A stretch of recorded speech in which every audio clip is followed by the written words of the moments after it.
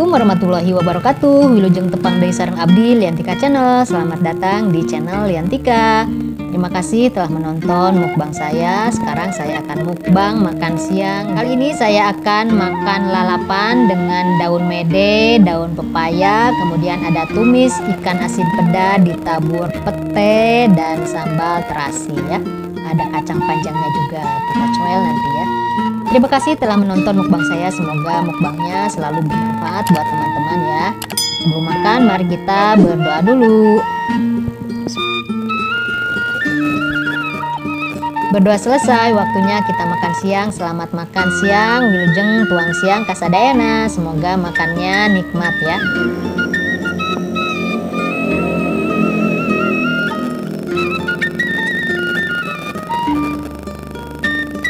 Kita coba dulu petenya ya. Mantap.